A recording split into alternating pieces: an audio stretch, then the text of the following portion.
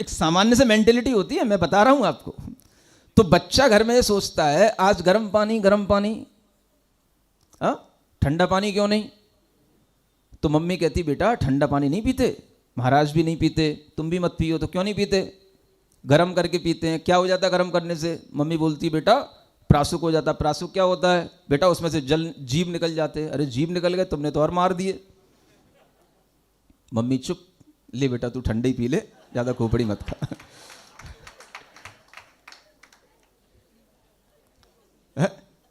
Mummy भी कहां तक पानी पिलाया कि उसको घंटे भर तक ही समझाती रहे।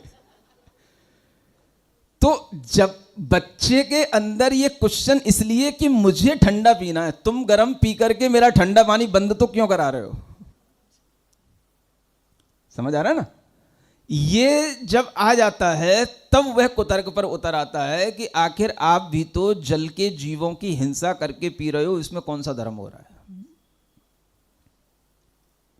तब उसको समझाना पड़ेगा बेटा ये पानी 1 घंटे से जो फ्रिज में रखा है या 1 घंटे से जो इस गिलास में रखा हुआ है, इस 1 घंटे के अंदर जहां से पानी निकल के आया है वहां से इसमें असंख्यातों त्रस्त जीवों की उत्पत्ति हो चुकी है। ये पूरा त्रस्त जीवों से सहित पानी है। और ये जो गर्म पानी है ये केवल सिर्फ पानी है, अचेतन पानी है। इसको शुद्ध उस समय पर किया गया जब ये तुरंत निकाला गया। देखो कितना अच्छा प्रोसेस है ये।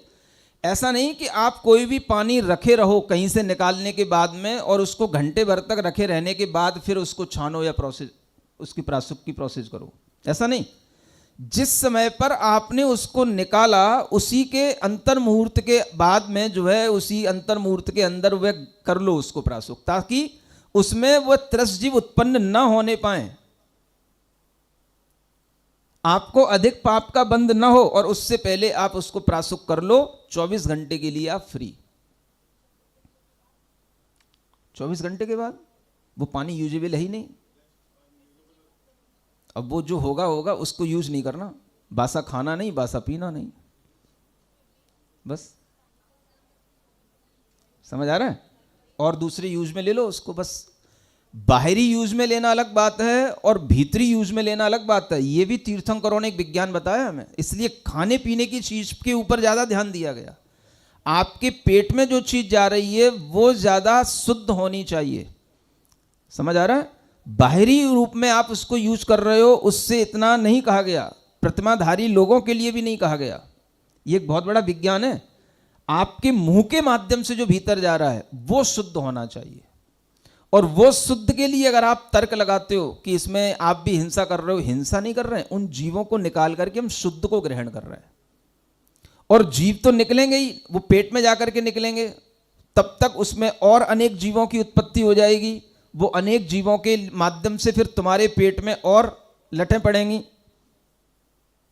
समझ में आ रहा है ना? फिर वो अनेक और हिंसा का कारण बनेगा। तो इसलिए प्रासुक ग्रहण करोगे तो सब प्रासुक प्रासुक रहेगा। समझ आ रहा है ना? बोलो तो क्या समझ में आया? जल कायिक जीवों की हिंसा गृहस्थ के लिए आवश्यक है। उसके बिना वह और अधिक हिंसा का भागी बनेगा।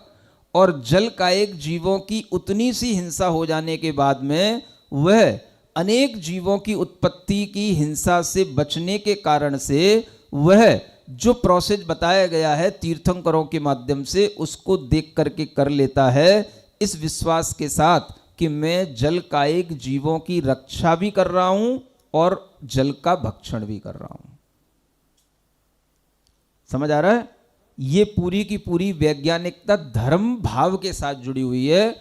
यानी थोड़ा सा पाप अधिक पुण्य का अर्जन, थोड़ी सी हिंसा तत्काल में, बाद में बहुत समय के लिए अहिंसक रहना। इसको बोलते हैं सावध लेशो बहुपुण्य राशो। हाँ,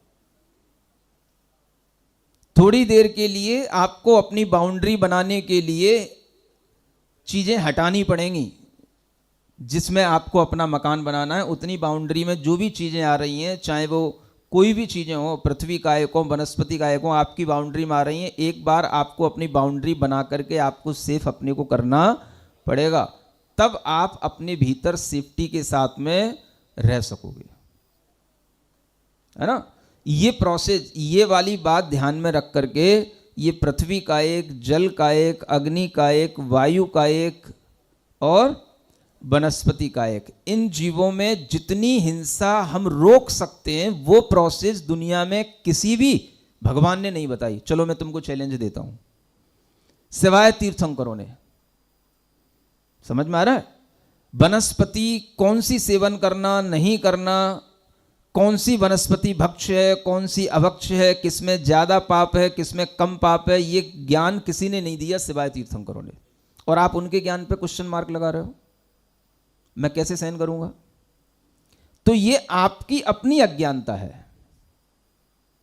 समझ आ रहा है ना? वनस्पतियां भी अलग अलग तरीके की होती हैं।